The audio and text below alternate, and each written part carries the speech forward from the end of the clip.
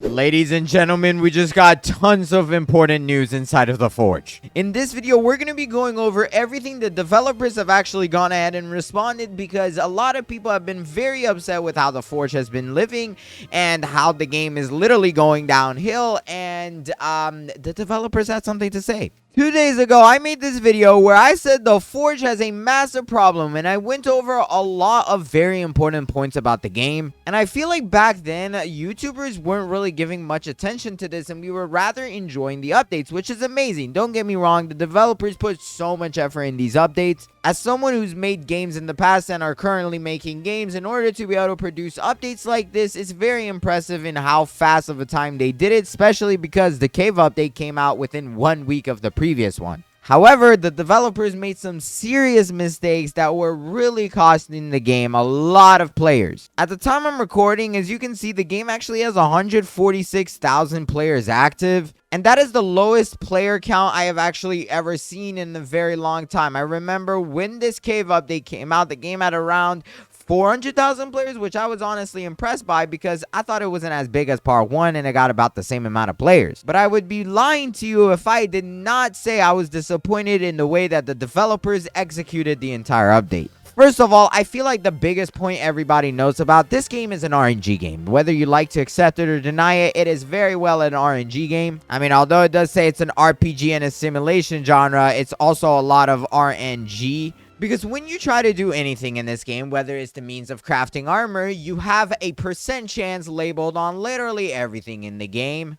And okay, well, you might say it's okay if, you have a chance of, getting armor that you may not want. However, when you even craft something, let's say I want the axe, I have to pray that I get one of the good axes, because if I get the battle axe here or the normal one, these suck. Only these two are the ones that are actually going to be useful for me. On top of that, you have to spend countless hours inside of the game trying to get a ton of the brand new ores and all of that stuff. And as you can see, they currently have the gargantuan labeled as a 1 in 333 chance, or 333,000. And you might be like, well, there is no way I'm ever getting that. Well, the thing is, that's not actually the real chance. On top of that, the developers luckily do have a mechanism in the game that does help you with this, and that is the fact that when you're actually mining these rocks, depending on what rock you're mining inside the game, your chances actually change. For example, if I was all the way in the end of the game and I was mining the medium crystals, I believe you have like a 20 times multiplier to whatever this number over here is. Assuming it's 20 times, I kind of forgot what the exact number was, but divided by 20, your chances of getting this is actually 1 in 16,000 instead. However, you have things like the floating crystal, which is the rarest thing inside of the peak, and when you actually mine this thing, your chances are 80 times higher of getting the gargantuan. And depending on obviously what you have on your pickaxe and whether or not you're using luck potions, your race, and all of that, your chances will change. And that's a good thing, but to a normal player who doesn't actually know that information, because that is not displayed anywhere inside of the game, that is genuinely a very bad thing. If I was grinding the game within the first areas, and the highest thing in the first area I saw was a poopite, which is a 1 in 131 chance, and then I saw the next best thing in the next area is the darkrai, I was like, okay, this is a 1 in 6,000 chance, and I'm like, well, okay, this number is going up really quickly. Bro, how did you even attack me? What the heck? But then I look at it again, and I notice the next area goes up to 9,000 and then 133,000. Or sorry, not 133,000, 333,000. I would literally be so demotivated to play the game. Thankfully, that's not very true, because, you still have the minor potions, all of that stuff. However, for a player that is growing inside of the game, they might feel like to be able to catch up, it is very impossible. Personally, the selling point inside of this game that is very annoying in my opinion is the fact that you have to actually sacrifice your armor, and there is a chance, or sacrifice your ores, and there's a chance that you don't even get the armor you want, and you get something that was originally added in World 1. And look at that, bro. Imagine spending like a whole minute on this floating crystal, and then you get something that's poopy, bro. Like, none of these things that I'm actually pulling from here are beneficial, so I'm not even gonna waste my time taking that, bro. But after all of the complaints and all of these YouTubers coming in together and us making videos on this, we officially have a response from the developers themselves. FireAtacck, the owner of the game, posted this long, important news message, and he said, "Hi everyone, we've been listening to your feedback and frustration around the latest updates of The Forge, and we just want to say thank you for sticking with us along the way so far." You're welcome, sir. But then he goes on ahead and says it has been truly incredible, blah, blah, blah. They didn't expect this much success, blah, blah, blah. Okay. All right, that's enough with the yapping. But then he says, and honestly, we've had to, oh my God, bro, he keeps yapping. Okay, but this part right here, he actually goes on to talk about some things that people have been criticizing on. And they said, here's a small part of the stuff that we're planning to add in the upcoming weeks, meaning probably this weekend and the next one and the ones following. The first thing is this, a new recycle system where you can repurpose your old items so you can recover the ores that you use for forging. This will require some gold and give back 50% of the ores you've used to craft that item. And they said this since we didn't have a system to track the ores used in the forge per weapon previously, meaning the stuff you already made. All items crafted before this will use the optimal ore amounts to calculate the return. Now, if you don't understand what this means, basically there's going to be this thing, and if you go ahead and use an ore, for example, like the gargantuan ore, and let's say you make something you don't want. For example, the worst armor inside of the game, this stupid knight chest plate. If you get this in World 3, it's honestly very demotivating to want to go ahead and continue, especially if you went ahead and used like gargantuans or something, bro. And it's a very easy thing to have happen. But with this brand new system, you're going to be able to pay some gold out of your inventory, and you will be able to return 50% of the exact ores that went into that system. Now, I will say everything you have made previously, for example, let's say I made this gargantuan rapier. As you can see, it's gargantuan, but the game doesn't actually know what that means. So based on the amount of percent on, like, I guess probably like the trace that it has and stuff, it will give you ores that provide that, because it doesn't actually know what you exactly used. So for your previous items, expect it to be inaccurate, but it's fine. I don't personally plan on selling my gargantuan rapier at all. I highly recommend you guys watch this video on how to craft it. I definitely showed some very good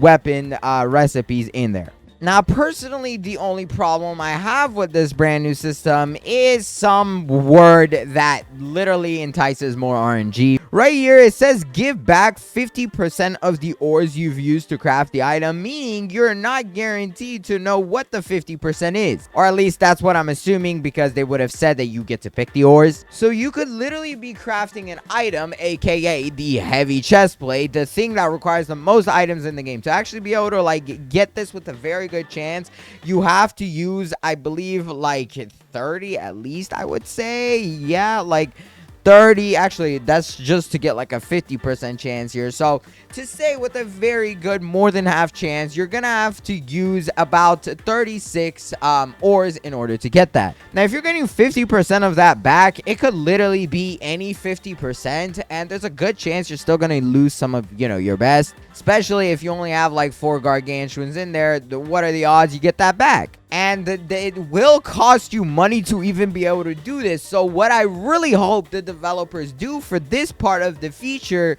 is actually make it to where you only have to spend about like 50% of what the item costs. If you're getting back 50%, you should only have to spend 50%, nothing more than that. My favorite part of this entire thing, though, is this right here. As you can see, he said decrease RNG around forging, a new way to lock the forged item using blueprints. And this says you can forge a specific type of equipment using these consumable blueprints. I don't exactly understand what this means, because typically blueprints unlock stuff for you. Obviously, right now, we kind of already have a system for that. As you can see, we got missing recipes here, and these are considered blueprints. Currently, you can only unlock them by obviously finishing the Raven's quest and, doing that Goblin Guy's quest, which definitely don't do right now. It's not worth it. You can literally get a better item if you don't get it. But personally, I love the ability of being able to lock old items, such as this Knight chest plate that I have in my inventory, bro. Or even like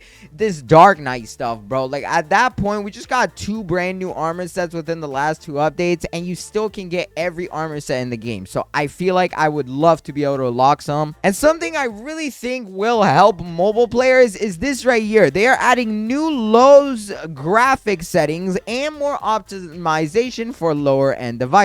Currently, I think the game honestly lacks on this topic a lot. If you go to the settings, bro, I have never seen a game that has this little amount of settings for, you know, players. They did add one thing that definitely helps with lag, and it's this cape/wing physics. If you actually disable this thing, it prevents the wings from having physics, and if you have any of those races, well, it's gonna help you decrease some lag. And right before I show you guys this insane leak, the developers said that they will continue working on the balancing side more with the forge testers to eventually make it less grindy and more engaging. Now, there is one word they use in here, and that's eventually, bro. Like, I do understand this stuff takes some time, but the game is on a noticeable downfall, man. I've showed it in previous videos, but Rollimons, the game stats page where you get to see the player count over time, shows that the game has clearly been falling, and that's probably because of the grindiness. So I do hope the developers can act on this quickly, and if any of the devs are watching this, please contact me, bro. I would love to help for absolutely free of charge. I can go ahead even sign an NDA if you want me to. That way I won't leak anything. But this is quite literally one of my most favorite games, and I would hate to see this game die. It's definitely one of the best games of 2025, or even though we're now in 2026. But now, time for some leaks. And the only leak we got right now is this massive one right here that shows off 2 very insane things. As you can see, we got this pirate, I guess you could say. And to be honest, I believe this is straight out of the Pirates of the Caribbean. I mean, if you don't know who Davy Jones is, bro, you've been living under a rock. But he's basically a very important and influential character to my childhood, personally. And it looks like, I don't know if this is an official collaboration or what, but he's literally coming into the game. And as you can see in this video, they literally just show it off. There's not actually anything unique in here other than him just standing there. However, this does give us a lot of information. As you can see, the first thing you probably looked at was his hand, and that is obviously this new pickaxe right here. This is probably going to be a pickaxe that you can actually obtain. Now, will this be the best pickaxe? I am not sure. However, looking at him, it instantly makes me think of something, and that is this area inside of the game that we still have not received. Although the background is not quite the same, the developers actually seem like they couldn't have finished this area over here before, you know, we got the winter expansion update, whatever. And we have this area in the game that currently says point of no return. However, ironically, if you go ahead and enter this thing and go down here and try to run, it will literally teleport you back to the Frostfire Expanse, the lobby of the game. So it's obviously not out in the game, and to be honest, I expect this guy to be a boss fight. Right now, we literally only have 1 boss in the game, and to be honest, I've been having some very good luck with the current boss in the game, which is the Golem boss, if I remember correctly. Yeah, low-key have not fought this guy in a little bit. Last time I fought him, I low-key clapped him.